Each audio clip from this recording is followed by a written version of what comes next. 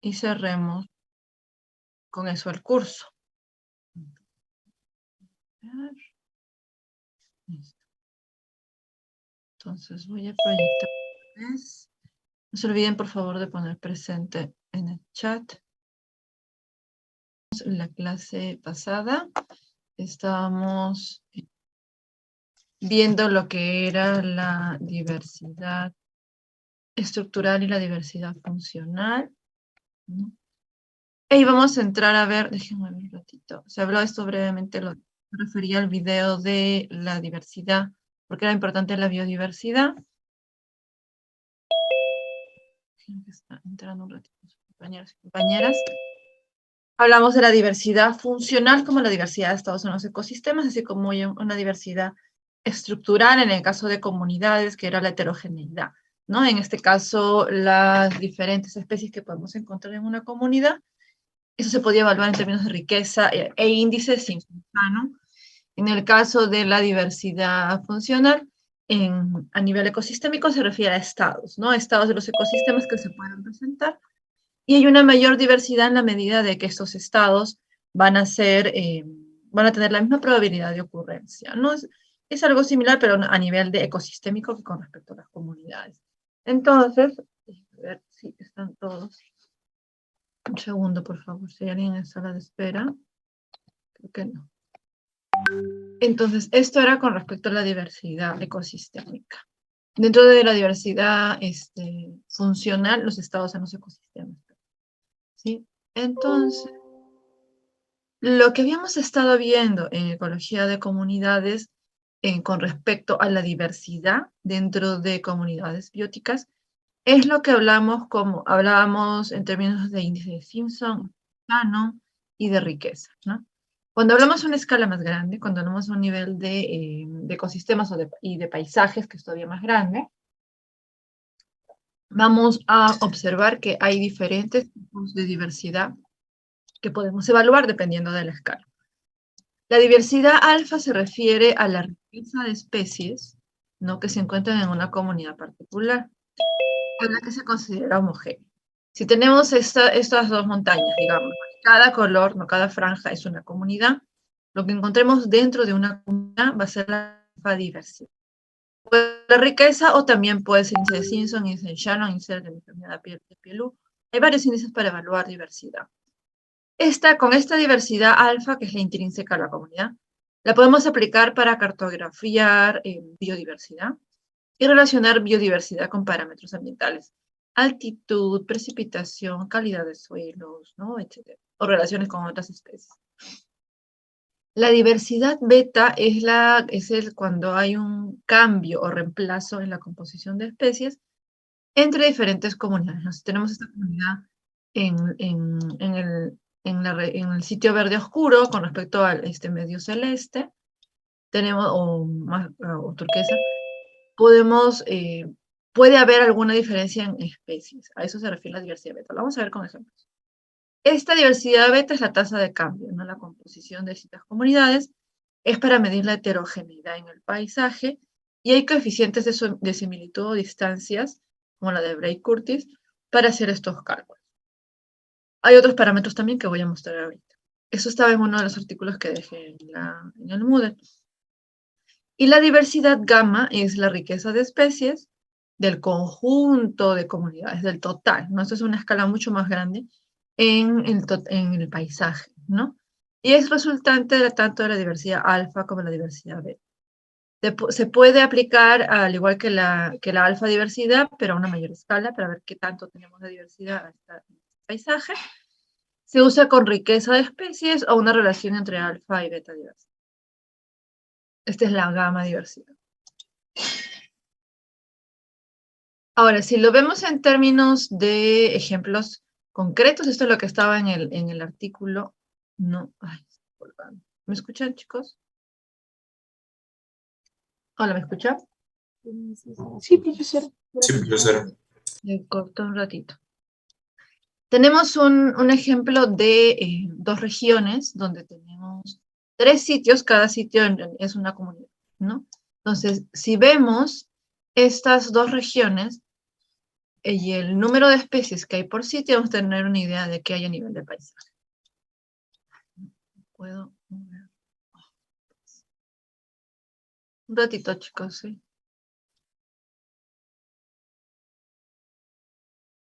Se me cuelga la máquina. Ahora, a ver. Creo que ya está. Ok. Entonces tenemos estas dos regiones. Fíjense, en la región A tenemos 3 comunidades. Las 3 comunidades tienen un total de 4 especies en cada una. Esta es la diversidad alfa. La diversidad gamma, que es la diversidad gamma de toda la región, así todo ese paisaje, está en un total de 4. ¿Por qué? Porque son el 4 número de especies diferentes que hay en la totalidad de la región. Son iguales las especies para los 3 sitios. Pero la gran diferencia con la región B es que si bien cada comunidad o cada sitio tiene 4 especies, ¿no? El alfa es igual acá, la diversidad gamma es 12, porque estas 4 especies son diferentes en los 3 sitios, ¿no? En este caso, la diversidad beta, que es una relación entre gamma y alfa, es una forma también de calcularlo, y otros índices como el de Sorensen, es 3. ¿Por qué 3? Porque va a coincidir con el número de sitios, con el número de comunidades, porque las 3 comunidades son diferentes. Entonces, la beta va a ser igual a la n es igual al número de comunidades o de sitios. Entonces, para comenzar hay que tener cuidado cuando vemos los parámetros que estamos aquí de diversidad, ¿no? Para comenzar, el alfa, que es 4, es igual en ambos, pero si se dan cuenta, a escala regional de paisaje, son diferentes, ¿no? Porque los sitios son diferentes en la región.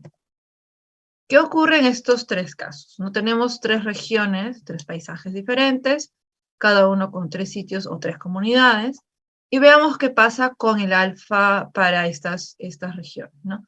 El alfa en la región A va a ser igual a 6, en la región B igual a 6, y en la región C es igual a 6. Pero, ¿cómo se obtiene esto? A partir de sacar un promedio del número de especies que hay por sitio, ¿no? En la región A, los 3 sitios tienen 6 especies. En la región B difieren mucho. 12 especies en el sitio 1, 4 en el 2 y 2 en el 3. Acá está. Y en la región C, el alfa también difiere. En el sitio 1 son 10, en los otros 2 sitios es 4.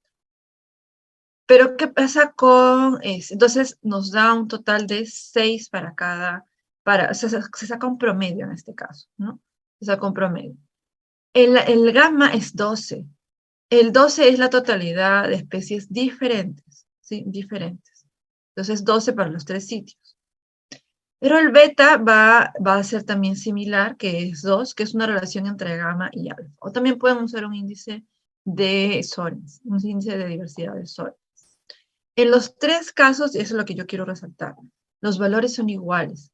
Por lo tanto, tenemos que mirar el detalle para cada región, dentro de cada región y dentro de cada comunidad. Si se dan cuenta, en el primer caso, ¿no? Tenemos que hay una comunidad donde se repiten, ¿no? Una parte de esta comunidad se va a repetir, las especies, ¿dónde está? Quiero tener el... Abre. Un ratito. No. Tenemos que estas 3, ¿no?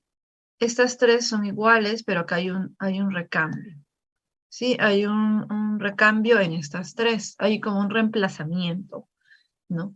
Si bien hay 3 que son similares, son las mismas, hay 3 especies que son diferentes en nuestras regiones. En el caso de la región B, ¿no? Tenemos que el sitio 1 presenta lo que se le llama una situación de anidamiento, ¿no? Es una región donde vemos que el sitio 1 contiene las especies del sitio 2 y también las especies del sitio. Coinciden, ¿no? Coinciden. Entonces aquí se le llama el anidamiento. Aquí vemos reemplazo, porque se están reemplazando estas 3 en cada sitio o comunidad. Y en este caso el anidamiento, porque el sitio 1 contiene lo que está en el sitio 2 y en el sitio 3. En el caso de la región C, vemos una situación combinada, ¿no? Reemplazamiento y también anidamiento. Hay un reemplazamiento aquí, aunque son solamente 2, pero está ocurriendo el reemplazamiento. y un anidamiento aquí porque estas están contenidas en el sitio 1, ¿no? Entonces, esto es importante en términos de conservación. En lo que se comenta en la lectura es que a nivel mundial, con la evidencia científica, la distribución de las especies, se ha podido identificar los sitios, los hotspots o los sitios calientes de diversidad debido a estos valores, ¿no? Si nosotros nos ponemos a pensar qué estrategias seguiríamos para conservar especies en estas regiones, ¿qué decisiones tomarían ustedes? ¿No? ¿Qué regiones conservarían? ¿Qué regiones tendrían que sacrificar para conservar la mayor cantidad de especies? ¿No? Pensando que en algún momento, bueno, ojalá no, pero en el supuesto de que solamente tengamos la oportunidad de conservar algunos sitios sobre otros. ¿Quién podría comentar de estas, a ver, de la región B? ¿Cuál de los sitios conservaría? ¿Conservaría los 3 sitios, un sitio o toda la región? ¿Alguien podría responder esto? Valesmi, adelante. Muy buenos días. El Buen día. sitio 1 podría conservarlo. Tendría que escoger uno de ellos por la diversidad de especies que hay en el lugar. Ujú. Y porque estamos hablando, no, para complementar lo que dice Valesmi, que es como en el sitio 1 ya contiene el sitio 2, el sitio 3, sería suficiente, si tomamos la decisión de conservar el sitio 1, que es la comunidad 1, ¿no? ¿Qué pasaría en el caso de la región C, por ejemplo? ¿Quién se animaría a decir qué conservarían? ¿Toda la región? ¿Una comunidad? ¿Las 3 comunidades? ¿2 comunidades? ¿Qué pasaría en la región C? ¿Qué decisión tomarían en la región C? ¿Alguien? Y en la región A también, ¿qué cosa harían? Diego, adelante. Primordialmente en la región C sería el sitio 1 Ajá. también, porque También tiene sería el mayor sitio diversidad. 1. Ujú. Perdón, continúa, Diego. El sitio 1, aunque también el sitio 2 y 3 tienen eh, en menor medida cantidad con respecto al sitio 1, pero también tienen biodiversidad. Ujú. En este caso, tratemos de notar que el sitio 2 y el sitio 3 coinciden en esta, por lo menos en estas especies, ¿no? En el sitio 1 ya encontramos estas 4 especies, ¿no? Lo que sí es diferente es lo que está en el sitio 3, estas 2 especies.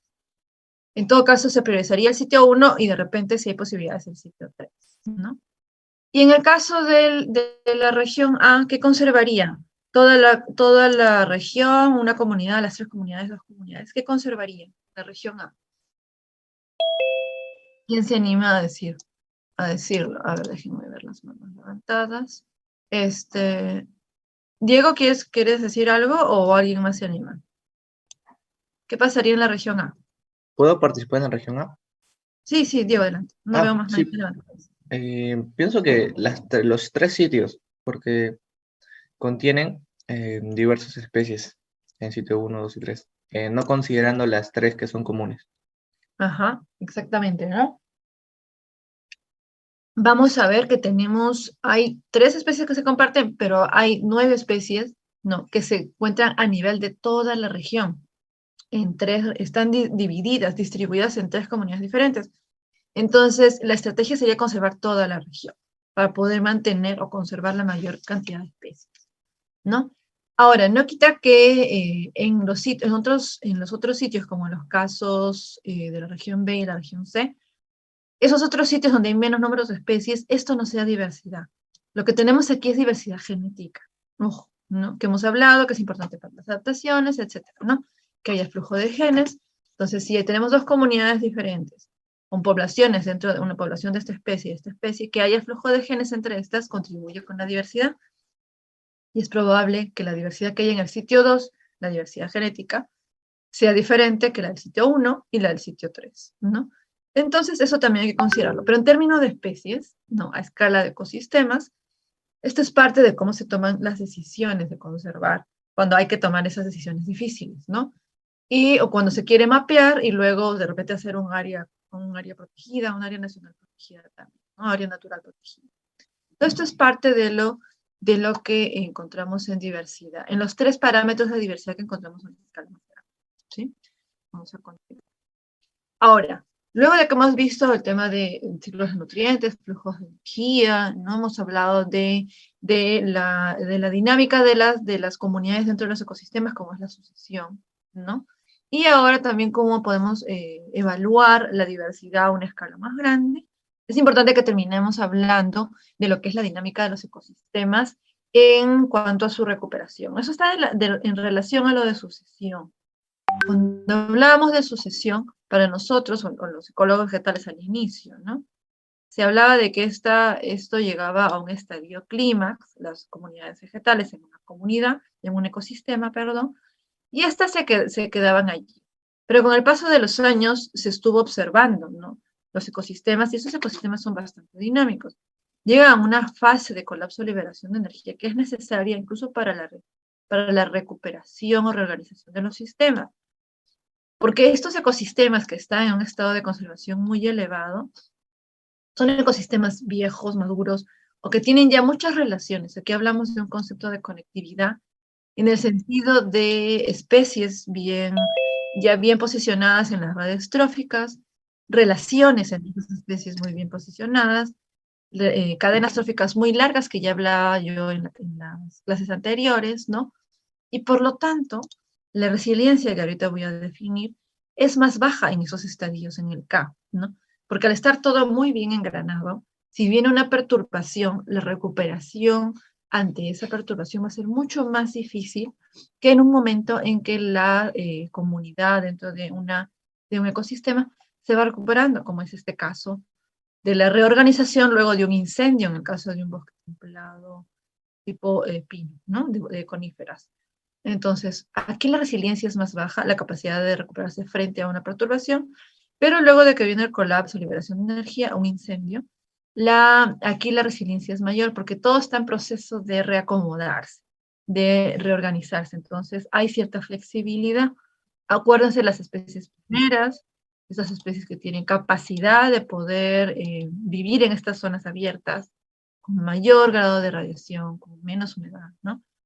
Entonces, ahí es más fácil que todo se vaya reorganizando que aquí, ¿no? Entonces, son estas 4 fases, la K, la omega, la alfa y la R, que corresponderían a estas fases de conservación, la de alta organización, ¿no? De la K, la de colapso, liberación, la omega, la alfa, la de reorganización, y la R de crecimiento o aprovechamiento. Entonces, esto es dinámico, los ecosistemas suelen ser dinámicos, van a ir cambiando a lo largo de su historia natural, ¿no? Y si hay una perturbación, puedan recuperarse, siempre y cuando esa perturbación se detenga o no sea constante o muy intensa, ¿no? En este caso, los pinos, los bosques de pinos necesitan del fuego para poder regenerarse, las semillas necesitan de fuego.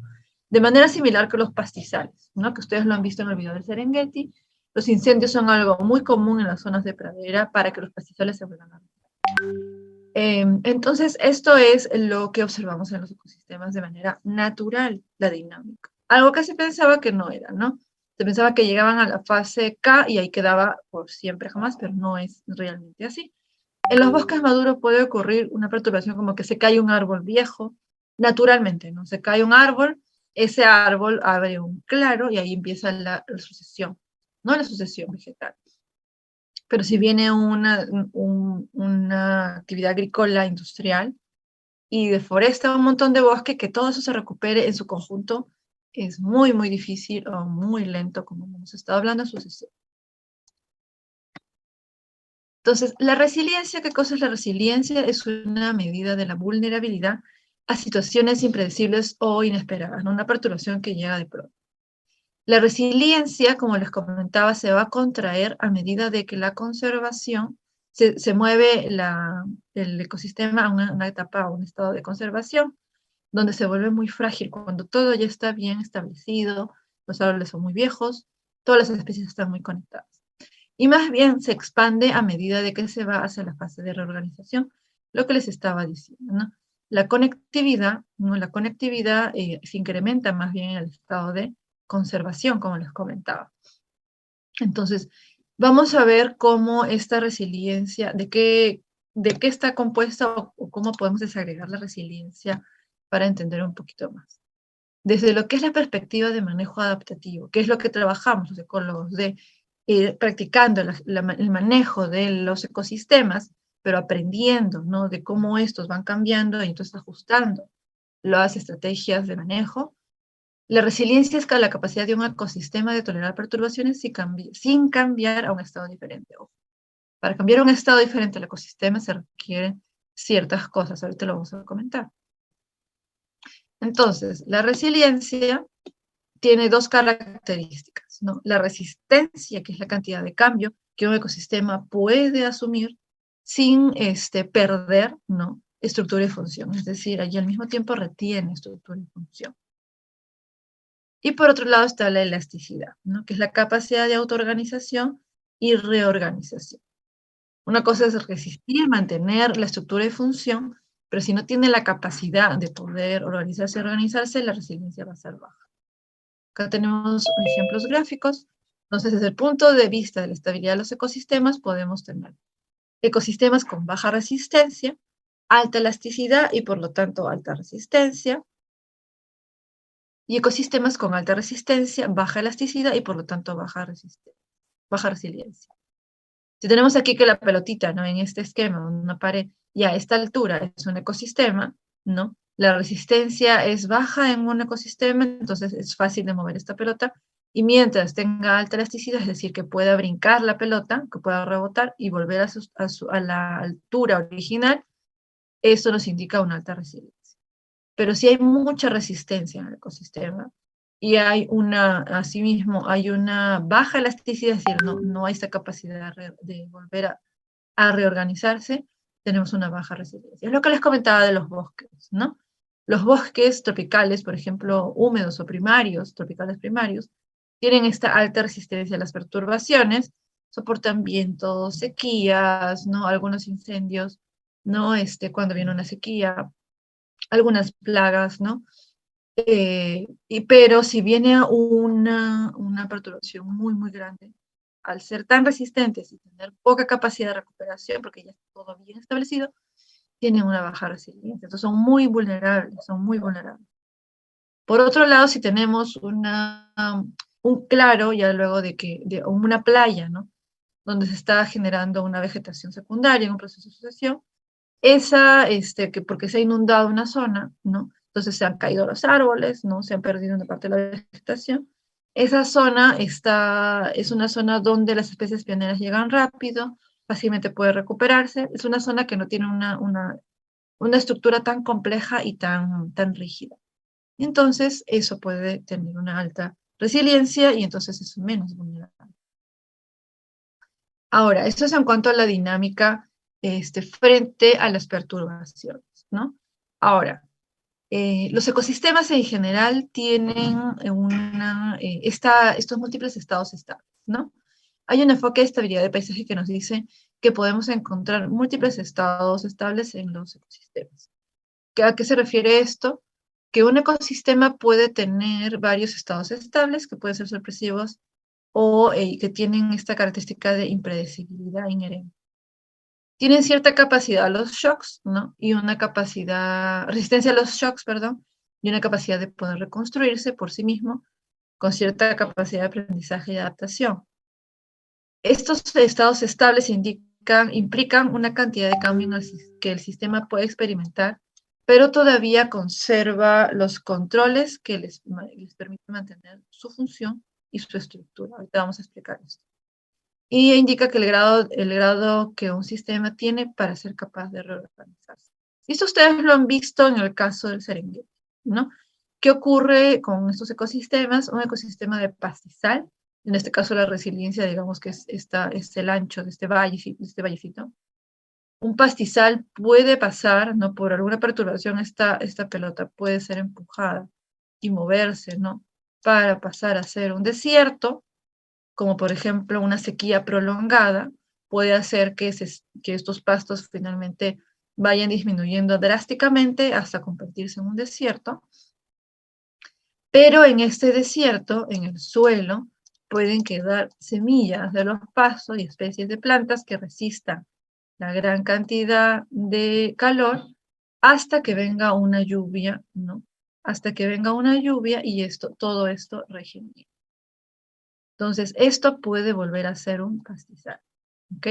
Esto puede volver a ser un pastizal, perdón, porque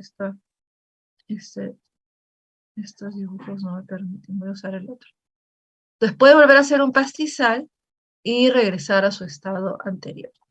Por otro lado, en el caso del Serengeti, si ustedes se acuerdan, cuando hay una gran cantidad de población de herbívoros, como en los ñus, estos impiden la frecuencia y la intensidad de los incendios, que es típico en un pastizal. Entonces, debido a eso es que el ecosistema se va moviendo gradualmente, ¿no? Hasta otro estado estable, que es el del bosque o matorrales, no con plantas perennes, donde la disminución de los incendios permite que las plántulas, arbustos y árboles crezcan y puedan desarrollarse, incluso si se cortan por completo los incendios, puede llegar a ser un bosque, ¿no? Que puede albergar a elefantes, a más número de jirafas, que son los que se alimentan de este tipo de plantas en estos ecosistemas forestales. A eso se refiere este cambio en nuestros estados alternativos.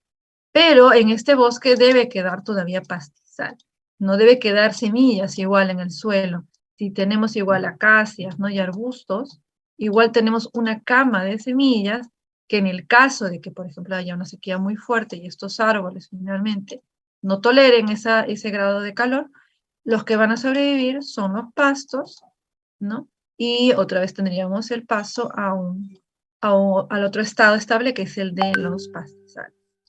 A eso nos referimos con estos estados estables, ¿sí? Pero esto tiene un límite, y esto es importante considerar. Antes de ver los cambios de varios ecosistemas, veamos el caso del Serengeti, ¿no? ¿Qué pasa cuando los humanos pueden favorecer los incendios por quemas? Esto puede a su vez favorecer, ¿no? Que cambie el ecosistema a ser pastizal. En el caso de los incendios, esto va en contra, ¿no? Los incendios ya mencioné, que puede contribuir a reducir las comunidades de bosques. En el caso de las sequías, ¿no? Podría en algún punto favorecer las comunidades de bosques, pero sobre todo va a contribuir a la presencia de pastizales. El pastoreo de los ñus, ¿no? El pastoreo de los ñus hace que tengamos que se beneficie de estos pastizales, ¿no? Pero disminuye la cantidad de incendios. Otros herbívoros también disminuyen la cantidad de incendios y los incendios favorecen a su vez a los pastizales. Los pastizales necesitan los incendios para poder regenerarse, ¿no? Pero van más bien a desfavorecer el crecimiento de los bosques, ¿no? Entonces, el tener incendios también disminuye la alimentación o el remoneo de los elefantes que requieren, ¿no? Requieren de los bosques para poder alimentarse. Entonces, en el caso del Serengeti podemos tener el estado de bosques, ¿no? Podemos tener un ecosistema con bosques o un ecosistema con pastizales. Estos van a ser los dos estados estables. En la medida que estas características varíen, si disminuye el número de ñus, van a aumentar el número de incendios y con eso se va a reducir también las comunidades de bosques y probablemente tendríamos menos cantidad de elefantes. Hay una serie de procesos que se desencadenan. ¿Y por qué es importante este tema de los incendios o las perturbaciones, ¿no? Que hasta cierto punto van a contribuir con mantener esta dinámica de los ecosistemas y los estados estables. Si nosotros tenemos una serie de variaciones en un ecosistema, ¿no? En este caso pueden ser incendios, que se dan naturalmente y con diferente intensidad dependiendo de la cantidad de materia orgánica en un bosque templado como de pinos, ¿no? Que va a hacer que se generen estos incendios, aunque haya una perturbación fuerte, un fuerte incendio, pero luego de que ha habido incendios previos, es decir, hay materia seca que ya se quemó, puede que haya una disminución en la variabilidad de respuestas del ecosistema, pero luego se recupera. Sin embargo, si los seres humanos, como ha ocurrido en el Parque Yellowstone y otros en zonas templadas, como bosques de coníferas, se controlaban la intensidad de los incendios, ¿no? Había un momento en que con una perturbación externa se daba, por ejemplo, un incendio muy fuerte y más bien se daba la quema completa, casi en totalidad, de la materia orgánica seca y también de muchas veces de buena parte de las semillas del bosque, y esto impide o reduce casi al mínimo la recuperación del sistema, ¿no? Que se vería en esta gráfica. Entonces, el manejo humano de las perturbaciones naturales puede ser contraproducente, porque en ciertos ecosistemas es muy importante, como estos de zonas áridas o de bosques templados, la liberación, ¿no? El colapso, la liberación de energía, en este caso es la quema de materia seca, para una nueva etapa de reorganización o renovación del sistema. ¿Okay? Y digamos que eso es en lo que se basa mucho los agricultores cuando queman pastos, ¿no? Para poder brindar también nutrientes a los ecosistemas y que estos puedan entrar a una nueva etapa de producción en el caso de cultivos, pero históricamente, ¿no? La quema de pastizales se ha hecho por la mano de los seres humanos desde los orígenes, ¿no? De las civilizaciones humanas, para poder obtener también granos, ¿no? De los pastos, que era uno de los alimentos iniciales con los que se contaba antes de la agricultura. Entonces, aquí si ustedes vieron este video de la doctora Turner, se habla de este tipo de procesos, estos eventos de incendios, de quemas que ocurren en Yellowstone. Entonces, allí podemos ver qué es lo que ocurre con los cambios que están dándose a una escala global. Quisiera escuchar con 3 comentarios de ustedes acerca de este video, que deben haberlo visto, ¿no? Para poder resaltar las principales ideas de este video. ¿Quién quisiera comentar acerca del video de Yellowstone? Sí, los escucho, por favor, los escucho. ¿Quién quisiera comentar algo? Seamos breves para poder darnos tiempo, tener un buen tiempo para las exposiciones también. Vale, es mi adelante. Cuando vi el video comentaban también sobre, bueno, lo que me pareció interesante fue que los bosques de por sí se regeneraban, pero ya había un punto en el que ocurría con mucha frecuencia y el problema era ese, la frecuencia en la que esto ocurría hacía de que llega un punto de que esto ya no podría ya no podría recuperarse como antes y eso causaría un daño a la diversidad que tiene el lugar. Así es, ¿no? Entonces, la frecuencia, ¿de qué evento? A ver, Diana, ¿querías complementar algo? De repente decimos, ¿cuál es este evento que tenía que ver con la regeneración del bosque? Diana. Lo que yo lo vi el video la semana pasada, entonces algo de lo que me acuerdo era que Mónica había trabajado ahí durante mucho tiempo y lo que pasaba era que ocurrían incendios, pero se regeneraban, o sea, lo hacían para regenerarse, pero ya últimamente lo hacían muy seguido y evaluaban y me acuerdo que mencionaba el hecho de que los incendios eran tan intensos que a veces no encontraban las ramas ya de los árboles y no podían evaluar eso porque ya estaban todos hechos ceniza y no podían ver ello. Algo así, me acuerdo. Gracias, Diana. ¿Alguien más quisiera complementar lo que han dicho? Hay un evento que mencionan que tiene que ver con esta intensificación de los incendios y la frecuencia que también mencionaba Valdés hace un momento. ¿Cuál es ese evento que está ocurriendo, que está preocupando a la doctora Turner y a su equipo, que hace que se estén incinerando incluso las plántulas que podrían haberse regenerado o las semillas que podrían entrar en germinación? ¿Cuál es este evento global que está ocurriendo, que está contribuyendo con la intensificación y frecuencia de los incendios? Vamos, chicos, chicas, vale, es mi adelante. El calentamiento global, si no me equivoco. El calentamiento global está haciendo que estos incendios son naturales, no son provocados, ¿sí? Los bosques de Yellowstone tienen y los bosques, como decía, de pinos en zonas templadas, tienen una frecuencia regular de incendios, ¿no? Pero el calentamiento global está haciendo que estos incendios sean más frecuentes y más intensos. Cada año vemos escenas en los noticieros de los bosques, por ejemplo, de California, ¿no? En zonas templadas de bosques de pinos que se empiezan a quemar y es tan fuerte los incendios que empiezan a llegar a las casas. Varias casas ya se han visto afectadas por estos incendios. La frecuencia e intensidad se ha incrementado con los años. Entonces el equipo de la doctora Turner, sus estudiantes, ¿no?, están preocupados por eso. Cuando se tiraban al suelo ven que todo estaba negro, entonces era cada vez más difícil identificar las plántulas de los pinos que naturalmente pueden regenerarse y necesitan el fuego. Pero ahora ya se están quemando incluso las semillas, ¿no? Entonces, aquí es donde se puede dar un paso de un ecosistema a otro, pero sin retorno. ¿Qué cambio puede haber en el ecosistema que pase a ser otro ecosistema perdiendo estructura y funciones? ¿Qué creen que puede aparecer? Si antes era un bosque, ¿qué será en el futuro? Si estos incendios se mantienen. ¿Qué creen, chicos? ¿Valesmi? Solo pastizal. Puede que llegara a ser solamente pastizal. No, ese es el futuro que le espera a este tipo de ecosistemas y que es algo que lo que se predice podría pasar incluso con los bosques tropicales húmedos, que ustedes lo vieron en el video de los ríos voladores, ¿no? Entonces, esa es parte de estos cambios que pueden ocurrir en los ecosistemas, pero sin retorno, cuando sí pierden estructura y funciones. Entonces, vamos a ver esto con algunos casos. Voy a borrar esto para pasar a la siguiente diapo. ¿Qué es esto de aquí? Veamos el caso de 3 ecosistemas, uno de agua de océanos, no de aguas marinas, otro de aguas continentales y pastizales. ¿Qué pasa con la resiliencia? En este caso, la resiliencia está vista, puede ser o el ancho del valle o la profundidad del vallecito.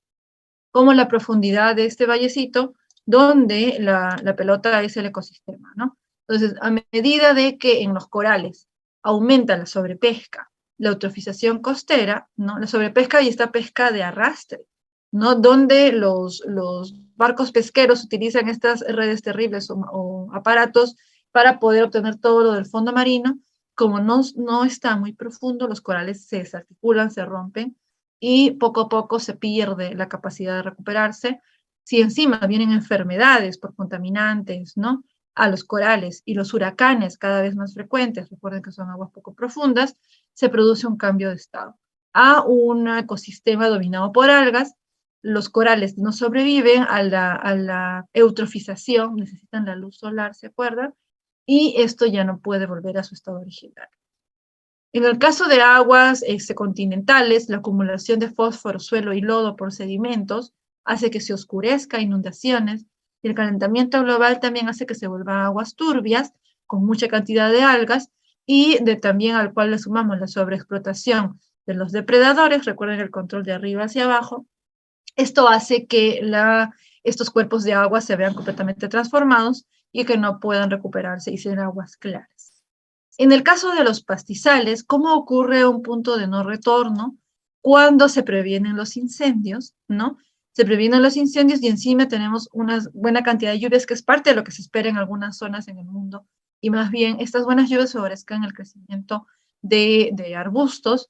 Y el sobrepastoreo continuo, ¿qué va a ser el sobrepastoreo?, ¿no? El sobrepastoreo va a ser que en la zona donde teníamos pastos y tenemos más bien árboles y ahora arbustos, estas semillas o plántulas que dejaban sus raíces van a ser completamente extraídas por los animales, ¿no? Y también otra cosa es el apisonamiento del suelo. Esto hemos hablado brevemente, pero se los recuerdo, si no, los animales van con el peso de los animales, ¿no? El suelo se vuelve más compacto, eso hace que no permita la germinación, primero el paso del agua y la germinación de las semillas que puedan quedar en el suelo. Entonces ya no tenemos pastos, fíjense, el suelo está desnudo y tenemos matorrales tal cual. Entonces no hay posibilidad, aquí ya no hay posibilidad de regresar en estos casos, o para regresar en estos casos ya no sería de manera natural, sino con intervención humana, presupuesto, dinero, recursos para hacer restauración ecológica. Algunos de los más difíciles de recuperar, los acuáticos, ¿no? Los acuáticos y sobre todo estos de arrecifes de coral son sumamente delicados y difícilmente vamos a poder liberar las zonas donde habían corales. Se pueden hacer cultivo de corales, se hacen con los bloques de cemento u otras estructuras subacuáticas, pero ya de repente en esta misma zona ya no se puede recuperar, ¿no? ¿Cómo van a eliminar esa cantidad de algas? Eso es muy difícil. Muy bien. Entonces, con esto he hablado un poco de esta dinámica de los ecosistemas y también esta esos aspectos teóricos, pero también prácticos de los cambios, ¿no? En los estados de los ecosistemas hasta cierto punto. No es que siempre van a estar cambiando, no pasa nada, porque luego esto puede distorsionarse y decir, no, pero los ecosistemas cambian, esto es natural, entonces si hay un impacto, luego podemos recuperarlo, eso no es así, ¿no? Naturalmente hay ciertos umbrales que se traspasan y no hay vuelta atrás, ¿sí? Los tipping points que se le llama antes, no vamos a entrar en esos detalles, porque se ven más adelante en otros cursos, pero esto ocurre. Y nosotros, como científicos, debemos prender las alertas de hasta dónde es posible que los ecosistemas puedan no responder, pero que pueden perder su resiliencia frente a las perturbaciones. Entonces, en esta parte hemos llegado a ver estas características de los ecosistemas, dinámica, estructura, funciones, ciclo de nutrientes, flujo de energía. Y lo que ahora voy a mostrar, y es una parte de lo que les voy a encargar que vean en casa, para tener tiempo de verlo de ecología global, sobre las regiones biogeográficas. Y esos sistemas de clasificación de ecosistemas. El primer gran sistema de clasificación es el de las regiones biogeográficas, o también llamados imperios, que tiene que ver con cómo dividimos el planeta en regiones por características particulares de flora y fauna, ¿no? ¿Y cómo se dividen estas regiones? Básicamente es por los océanos y por grandes desiertos. Y vamos a ver que también hay características, si ustedes se ponen a pensar, temperatura, ¿no? Latitudes, etc. Vamos a ver de estas regiones rápidamente. Les voy a mostrar. Tenemos la región holártica, que tiene prácticamente que ver con todo lo que está en el hemisferio norte por sobre la zona tropical. Luego tenemos la zona paleotropical, que tiene que ver con la región de sur o del centro sur de África. Tenemos la India, parte de la China, ¿no? Asia, una partecita de Oceanía, ¿no? Esto es la parte paleotropical. La zona neotropical, porque digamos que es el Nuevo Mundo, el famoso Nuevo Mundo con los españoles, es a la que pertenecemos nosotros, o prácticamente toda Latinoamérica, ¿no? Tenemos la región capensis, que es una región bien particular en cuanto a flora, en el sur de África, es un cachito, y la región austral, ¿no? Australiana, Australis, que es Australia. Es un gran continente, es una gran islota, no es una isla gigantesca que ha tenido procesos naturales evolutivos bien particulares y por lo tanto flora y fauna particular. Y la Antártida, ¿no? Entonces, acá tienen de manera similar, solamente que está en líneas negras. Y lo que yo les pongo aquí, no voy a entrar en el detalle, esto les voy a pedir que ustedes lo revisen. Estos gráficos están muy claros, pero ustedes pueden ir a ver los gráficos anteriores para ver a qué zona pertenecen. Son algunas características, por ejemplo, en la región neotropical, que es a donde pertenecemos nosotros, las cactáceas son características. Las cactáceas son americanas y la región neotropical, no son africanas, no son de la China, de la India, de Australia, no, son americanas. Hay varias especies de orquídeas que son solamente americanas. Algunos animales, como los camélidos, la vicuña, no los guanacos, osos hormigueros, tapires, ¿no? Varias perdices, ñandúpicas, flores son de aquí, de la región neotropical. De la región paleotropical, chimpancé, gorilas, por ejemplo, y grandes mamíferos, ¿no? Hipopótamos, rinocerontes y felinos grandes como el león. Y algunas plantas en particular, pero esto es muy característico. En la región holártica, todo este hemisferio norte, el lobo, ¿no? Las liebres, los osos y algunos anfibios, los salmones. No, los salmones y las truchas son de la región holártica, fueron introducidas aquí en el hemisferio sur. En la Antártida, los pingüinos, algunas especies de plantas muy escasas, pero hay algunas, ¿no? En la región australis o australiana, los marsupiales como los canguros, también tenemos a los de monotremata como los koalas, ¿no? Son característicos.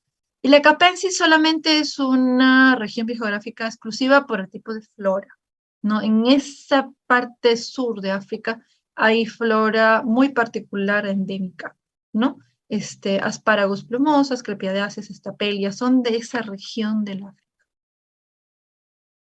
Ahora, Entonces, esto es parte de un sistema de clasificación muy, muy grande, ¿no? Ustedes van a ver, por ejemplo, hay los libros famosos de mamíferos neotropicales o de aves neotropicales. Eso se refieren a las aves que corresponden a nuestra región, ¿no? Si se habla de aves del paleotrópico, bueno, hay que ver de qué parte del paleotrópico, porque es muy grande, sur de China, etc. Pero hay otros sistemas de clasificación que es el de los biomas, ¿sí? El de los biomas, que para eso están las fichas en el Moodle, que tiene que ver más con una clasificación que ahora incluye también lo que es clima, fauna y vegetación, ¿no? Básicamente son estos los biomas. Hay algunas variaciones en los sistemas de clasificación de biomas, pero en particular es esto. ¿Qué es lo que hay en común en lo de los sistemas de clasificación de los biomas a nivel global? Que los biomas con árboles son bosques o selvas, ¿no? Así se los denomina. Los biomas con predominio de arbustos son semidesiertos o desiertos, también conocidos como los chaparrales, ¿no? Los biomas con hierbas son los pastizales, las praderas, y los biomas de transición son las sabanas, donde encontramos praderas y árboles, ¿no? Combinados. Entonces, vamos a ver que estos se distribuyen a escala global. Hay un bioma que no se menciona acá, pero es muy importante, ¿no? Porque vamos a encontrar diferentes tipos de vegetación, que es el de montañas. Sí, el de montañas, fíjense en las zonas donde tenemos montañas, que es considerada por algunos geógrafos y biogeógrafos como un bioma importantísimo, porque las características ahí son diferentes, dependiendo también si estamos hablando de montañas tropicales, ¿no? O si estamos hablando de montañas de latitudes templadas. No es lo mismo, los Andes son montañas tropicales, los Alpes, ¿no? Las famosas sierras nevadas de los Estados Unidos son montañas templadas. En nuestros Andes no vamos a tener todas las montañas cubiertas de nieve en el invierno, eso no ocurre. No hay estos cambios extremos de temperatura. Entonces, lo que voy a hacer para el examen es indicarles qué puntos van a entrar estas fichas del Moodle, porque son muy extensas, ¿sí? Acerca de los biomas, pero esto ya lo deben haber estado ustedes revisando, de manera que cuando yo les diga qué cosa leer, ustedes ya lo han visto. Si no, lo van a tener que revisar. Muy bien. Por otro lado, hay las famosas ecorregiones, también a escala global, ¿no? Se habla de ecorregiones, esto es un ejemplo de ecorregiones a escala global, una escala más gruesa, que las ecorregiones son grandes áreas con conjuntos particulares, ¿no? De condiciones ecológicas que se caracterizan por cierto tipo de especies. Esa es una escala global, no vamos a entrar en la clasificación global, solo recordar que en el caso peruano tenemos la clasificación en ecorregiones del Dr. Brack, ¿no? Con estas ecorregiones que ustedes ya las conocen desde el colegio y que cada una tiene características de temperatura, precipitación y especies, ¿no? De flora y fauna característicos, ¿no? Nuestro país lo dividimos en costas y reserva de manera gruesa, pero siendo más rigurosos con las características principales de los ecosistemas que ahí se encuentran, es que podemos dividirla en ecorregiones. Ahora, esto es a nivel país, también hay ecorregiones para la región andina, o sea, todo lo que es antes desde Venezuela hasta Bolivia, por ejemplo, hay sistemas de clasificación también. Entonces, depende de qué sistema de clasificación ustedes vayan a utilizar.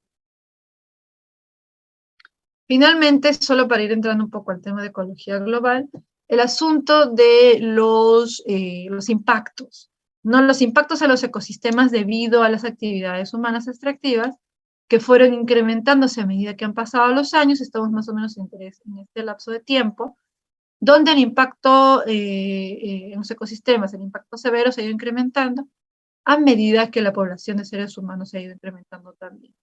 El impacto leve en los ecosistemas se veía con mayor amplitud cuando éramos menos, ¿no? Y ahora más bien el impacto se da de manera severa.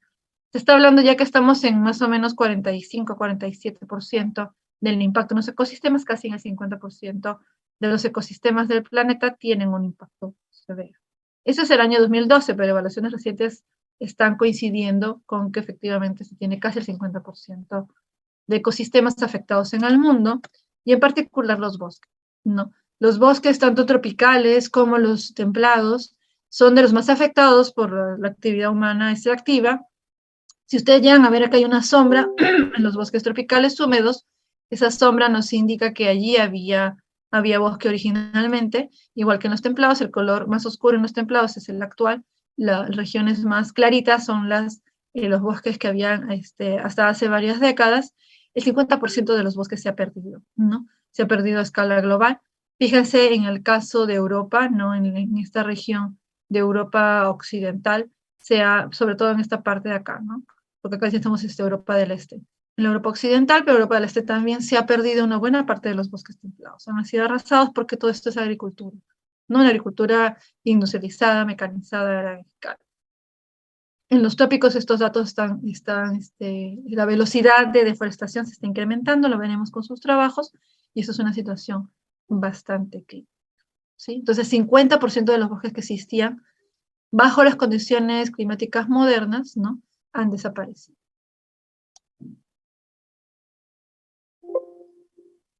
Entonces, esto es parte de lo que teníamos nosotros que ver sobre ecología de ecosistemas. Estamos cerrando entonces este capítulo para poder pasar al de ecología global. Una breve introducción a ecología global para iniciar con sus presentaciones, ¿no? Como les digo, por favor, ustedes revisen estas tablas sobre las regiones biogeográficas, y yo les voy a indicar en las fichas de biomas qué cosa va a entrar en específico en estas fichas. Ahora voy a pasar rápidamente a presentar la introducción al capítulo de ecología global, luego de lo cual ustedes van a empezar a tener sus presentaciones. Les voy a dar hasta 7 minutos, les comenté al delegado Carlos, no sé si les habrá dicho, para que tengan un tiempo suficiente para poder desarrollarlo. Recuerden que esto va a ser con reloj. Ahorita lo vuelvo a repetir. Entonces, voy a hablar brevemente de este tema de ecología global, donde nosotros empezamos a tratar varios aspectos de fenómenos o eventos globales que no podemos dejar de hablar debido a que estamos en un momento crucial. No es de ahora, estamos hablando de décadas de problemáticas intensas. Lo hemos estado viendo a lo largo del curso en los diferentes capítulos, ¿no? Cómo el proceso de deforestación y fragmentación del hábitat se está intensificando. El cambio climático es uno de los problemas que nos preocupa mayormente. Ahora, la depredación de la biodiversidad, la contaminación ambiental, ¿no? Los conflictos sociales, los conflictos armados que tienen que ver con los movimientos de grupos humanos, y vamos a ver que tiene que ver con la pérdida de la biodiversidad también, y que finalmente un gran síntoma de esta crisis civilizatoria, que es lo que estamos viviendo en la actualidad, es la pandemia. No como la pandemia, según las evidencias del origen de esta, que hay un debate todavía, que habría salido de los bosques de la China, vía los animales que se consumen allí, sería un síntoma de que la depredación de los ecosistemas va a traer como consecuencia efectos en las poblaciones humanas por un desconocimiento de todo lo que albergan estos ecosistemas tropicales. Entonces se habla de que estamos en un momento de crisis civilizatoria, pero donde el cambio climático, que es de lo que más se habla, no es lo único, no es lo principal, pero vemos efectos sumamente fuertes en lo largo de los años, pero tenemos eventos mucho más inmediatos, como es la pérdida de diversidad, la pérdida de cobertura vegetal, ¿no?, la deforestación a gran escala. Los cambios en los ciclos de carbono, fósforo y nitrógeno también son eventos globales. Los problemas socioeconómicos, culturales, la pérdida de identidad, las grandes migraciones, producto de los conflictos armados, de las guerras, la explotación del hombre por el hombre todavía existe, esto es dramático, ¿no? El crecimiento de la pobreza y la pérdida de los conocimientos y técnicas tradicionales asociados a estas grandes migraciones o transformaciones socioculturales por los modelos económicos. Todo esto tiene que ver son los elementos que construyen este concepto que se llama cambio socioecológico global. No solamente el cambio climático, es todo esto lo que se está viviendo en la actualidad en nuestro planeta. El cambio climático es uno de esos grandes procesos. A lo largo de los últimos casi 20 años se han venido tratando varios de los temas relacionados con los ecosistemas a una escala planetaria. Hubo lo que se le llama la evaluación de los ecosistemas del milenio, ¿no? La evaluación de los ecosistemas del milenio, o el Millennium Assessment, ¿no? Que empezó a tratar el concepto de servicios ecosistémicos, ¿sí? Servicios ecosistémicos donde se empezaba a tratar con una connotación muy antropocéntrica, centrada en nosotros los seres humanos, sobre cómo la naturaleza nos provee a nosotros de servicios. Esta palabra servicios es muy dura, ¿no? Se hablaban de servicios ecosistémicos de soporte, de regulación, culturales y de provisión, ¿no? Con el paso del tiempo fue generándose plataformas intergubernamentales para el estudio de la biodiversidad de los ecosistemas y servicios ecosistémicos, el IPES, ¿no? Se empezó a hablar de los ecosistemas en un inicio con el Millennium Ecosystem Assessment, y luego se empezó a hablar de naturaleza, ¿no? Hablamos de naturaleza, que tiene como componentes la biodiversidad de los ecosistemas, y se empezó a hablar de la madre tierra, ¿no? Que es esta noción de una relación más profunda, ¿no? Entre el hombre y la naturaleza, con una connotación de una presencia global, ¿no? De la madre tierra. Tiene una connotación cultural. En vez de hablar de servicios ecosistémicos, se empezó a hablar de beneficios de la naturaleza a la humanidad o a la población, y ahora se habla de contribuciones de la naturaleza a la humanidad, ¿no? Ya se hablaba de regalos de la naturaleza, es un concepto que se usaba hasta hace unos años. Se seguía usando los servicios ecosistémicos de regulación, culturales y de aprovisionamiento. Ahora estos pasan a ser contribuciones de regulación, contribuciones no materiales y contribuciones materiales. Algo interesante que también ha ido cambiando es que se está hablando de una perspectiva de contexto, ¿no? De los contextos específicos, culturales, locales, ¿no? Entonces el aspecto cultural empieza a aflorar, a emerger de manera fuerte. Identificar que en el planeta hay diferentes grupos culturales con diferentes formas de relación y visión de la naturaleza. El bienestar humano fue cambiando esta visión a lo que es el buscar la calidad de vida, ¿no?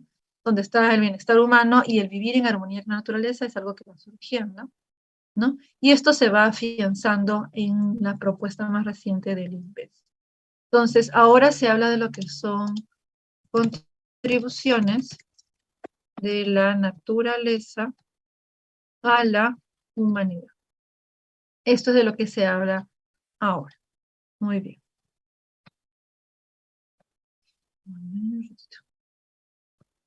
Este es un informe del año 2019 de esta plataforma que habla, que nos hace un diagnóstico de la diversidad biológica y los servicios de los ecosistemas. Acaba de haber una reunión, este año, donde hay nuevas cifras, ¿no? Hay nuevas cifras con respecto a la biodiversidad. Hay cifras, por ejemplo, de las especies silvestres utilizadas por la gente y otros aspectos importantes en cuanto a la biodiversidad. Toda esta información es útil para los tomadores de decisiones, los políticos. De estas contribuciones de la naturaleza a las personas o a la humanidad, tenemos una lista larga que no la voy a detallar, ustedes la van a revisar. Y voy a más bien resaltar algunos aspectos, ¿no? Como por ejemplo, las contribuciones de regulación de procesos ambientales, donde está la polinización y dispersión de semillas y otros propágulos, donde se evalúan ciertos indicadores, como la diversidad de polinizadores y la extensión de hábitats naturales en zonas agrícolas. Otras contribuciones son la regulación del clima, donde se habla de la prevención de emisiones y absorción de gases de efecto invernadero, ¿no? Y otro aspecto es la regulación de organismos y procesos biológicos perjudiciales, donde está la extensión de hábitats naturales en zonas agrícolas, diversidad de huéspedes competentes en enfermedades transmitidas por vectores, plagas y enfermedades, se refiere a esto, y lo que tiene que ver con materiales y asistencia, ¿no? Cómo la naturaleza nos provee de materiales. Están los alimentos y los piensos para los animales, que tiene que ver con indicadores como extensión a tierras agrícolas y tierras para la posible producción de alimentos y piensos, y abundancia en población de peces marinos. Las flechas nos indican, ¿no?, ¿Qué está pasando con las tendencias mundiales? Si estas contribuciones están aumentando o están disminuyendo. En general, si se dan cuenta, las flechas están hacia abajo. Muy pocas están hacia arriba, ¿no? En cuanto a beneficios o aportes beneficiosos para la humanidad. Si hablamos de flechas hacia arriba, hay en alimentos, pero en producción agrícola, ¿no? Porque la extensión agrícola está incrementando. En energía, no extensión de tierras agrícolas y tierras para la posible producción de bioenergía, los biocombustibles, que tienen consecuencias también en los ecosistemas. Y, por ejemplo, en materiales, extensión de tierras agrícolas y tierras para posible producción de materiales. Madera, ¿no? Para este tipo de productos. Pero en general, otro tipo de contribuciones, como los polinizadores, está disminuyendo, la regulación del clima está viéndose afectada drásticamente, ¿no? El crecimiento y creación y mantenimiento de hábitats se está reduciendo drásticamente, entre otros. Esto es lo que indican estas fechas. A una escala más regional se ve si todavía están variando estos indicadores o se están manteniendo. Pero las tendencias globales son bastante desalentadoras, ¿no? Están generalmente todas, casi todas, a la baja. Entonces, están disminuyendo estas contribuciones de naturaleza porque estamos afectando a la naturaleza. Aspectos claves sobre los procesos que están contribuyendo a la degradación de los ecosistemas. Fíjense, hay 3 grandes procesos que están contribuyendo con el deterioro de la naturaleza, ¿no? Se le llaman impulsores directos a estos que están generando estos cambios en el uso de la tierra, en ecosistemas terrestres, agua dulce y marinos, que están ocasionando extinción de especies, degradación de ecosistemas, degradación de las comunidades bióticas, todo lo que vemos aquí. Estos 3 impulsores directos más importantes son el cambio en uso de la tierra y del mar, la explotación directa por extracción de recursos y el cambio climático. El cambio climático es el tercero, no es el primero. Y esto ocurre tanto en ecosistemas terrestres de agua dulce y marinos. Entonces tenemos que estos 3 son, en los terrestres, la deforestación, ¿no? El cambio de uso de suelo para zonas agrícolas o ganaderas, por eso era importante verlo en sus noticias. En los océanos se cambian las zonas, por ejemplo, de estuarios o de manglares, se destruyen, ¿no? Para poder hacer la famosa cría o de conchas de abanico o de ostras o de langostineras, ¿no? Entonces, eso es muy intenso y modifica los ecosistemas acuáticos. Entonces, es muy particular en los ecosistemas acuáticos, perceptivamente mayor, más grande, en los ecosistemas marinos, ¿no? Y el cambio climático sí está presente en estos 3. También aparece otro, que es la contaminación, ¿sí? La contaminación es otro aspecto importante como impulsores de cambio directos, también las especies exóticas y hay otros más. Detrás de estos impulsores directos hay algunos aspectos subyacentes de tipo demográficos, socioculturales, tecnológicos, económicos, etcétera, que son los impulsores indirectos de estos de aquí. Cómo el crecimiento poblacional ha intensificado la extracción de recursos, cómo los modelos económicos extractivistas contribuyen con esta transformación y extracción de recursos de los ecosistemas, ¿no? Cómo las tecnologías ahora industrializadas contribuyen a estos sistemas mecanizados agrícolas que devastan extensiones de ecosistemas, de bosques, por ejemplo. Cómo las guerras hacen que las grandes migraciones transformen, ¿no? Hábitos de consumo o de manejo de la tierra, por abandono de prácticas y también por llevar prácticas de un sitio a otro, donde no se suelen usar estas, como por ejemplo aquí, ¿no? El movimiento de colonos de la región andina, la región amazónica devastó y devasta grandes extensiones de bosques, y las políticas de gobierno que no buscan conservar los ecosistemas o contribuir a contrarrestar el deterioro de la naturaleza. Tenemos que estos ejemplos de deterioro llevan a extinción a casi la mitad de los ecosistemas del planeta deteriorados, el riesgo de extinción de especies de la 1/4 parte, ¿no? Las comunidades ecológicas también afectadas casi en una 1/4 parte han disminuido. La biomasa de los ecosistemas desde más o menos la prehistoria se ha reducido en más de un 80%, y los pueblos indígenas y comunidades locales perciben, ¿no? De manera importante cómo hay deterioro de elementos de naturaleza de sus territorios, ¿no? Entonces, esto es algo muy crítico. Y sobre esto último, ¿no? Aunque no, acá hay otros aspectos. Estos datos ya los habíamos visto antes, estos están actualizados. Les voy a pedir que los vean ustedes para no entrar en el detalle, pero coincide los valores de las especies más afectadas, no vulnerables. Estas son las categorías de la Unión Internacional de Conservación de la Naturaleza sobre la vulnerabilidad, peligro de extinción y en grave peligro de extinción de algunas especies, cicadáceas, anfibios y algunas dicotiledóneas y muchas coníferas y los corales son de los grupos más afectados y los mamíferos también, ¿no? Que están entre los rojos y naranjas. Aquí ustedes pueden ver también algunos gráficos que ya habíamos, ya lo habíamos visto, se mantienen estas cifras, los datos son más recientes, los corales entre los más afectados y las cicadáceas, y las extinciones que se han venido acelerando desde el siglo pasado en los diferentes grupos de animales, ¿no? Entonces, la situación es bastante crítica a una escala ecosistémica y de biodiversidad natural. Procesos globales, ¿no? ¿Y qué pasa a nivel de países? El Producto Bruto Interno de los países en desarrollo crece comparado con los otros tipos de países. El consumo nacional de materiales es muy alto en los países desarrollados con respecto a los no desarrollados o en desarrollo, pero ha ido en decremento, muy probablemente porque más bien empiezan a consumir biomasa que viene extraída de nuestros países en desarrollo, o sobre todo los países que están en desarrollo como los nuestros, como el nuestro.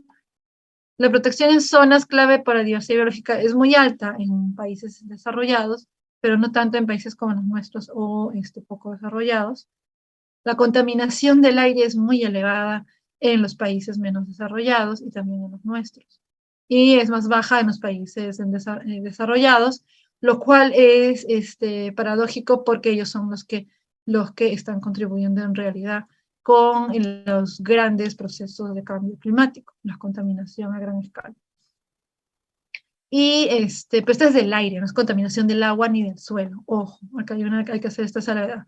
Y el uso de fertilizantes se ha incrementado mucho en nuestros países en desarrollo, no tanto en el caso de los países desarrollados que están viendo otras estrategias. Pero en nuestros países sí, y esto es lo que exportamos prácticamente.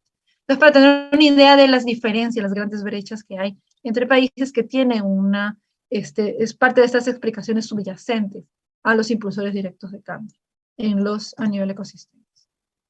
Por otro lado, ¿no? Es importante, no hay que dejar de mencionar el papel que tienen los conocimientos tradicionales, lo mencionaba en el capítulo 1, en la conservación, en proveer de diversidad al planeta, la diversidad de alimentos, de plantas, de cultivos y de animales, la creación de ecosistemas muy heterogéneos donde se conserva alta diversidad en paisajes agrícolas tradicionales o en bosques manejados, la conservación y la prevención de diversos procesos que ocasionan la pérdida de ecosistemas y de bosques principalmente, es regulada por las comunidades indígenas o comunidades campesinas.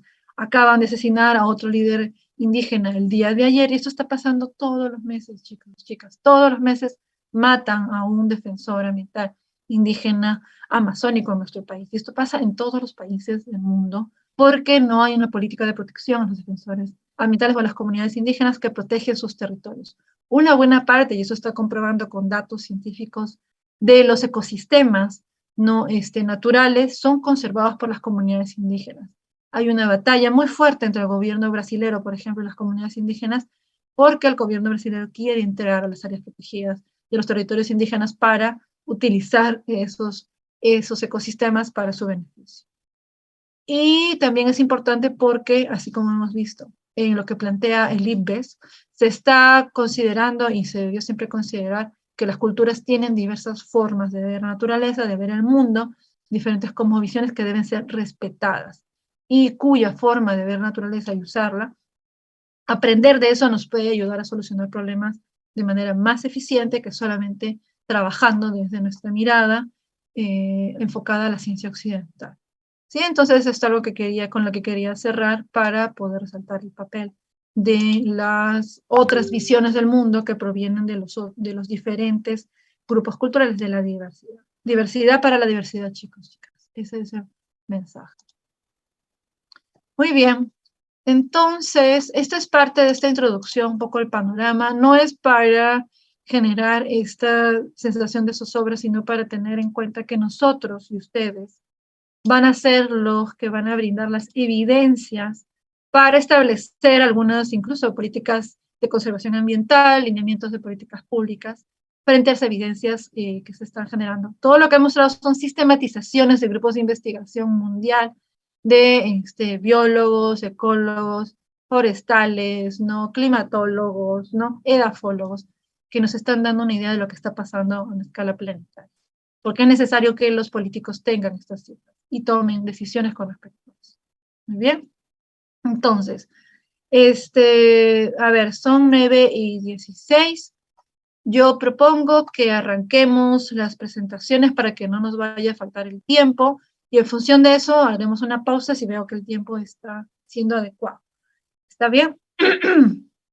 Entonces, yo lo que les propongo es que hayan voluntarios, grupos voluntarios para poder empezar y hacerlo de manera más dinámica. Nicole, ¿quisieran ustedes comenzar? ¿Cuál es su grupo? Sí, profesora, buenos días. Es el grupo de pérdida de biodiversidad por ganadería industrial.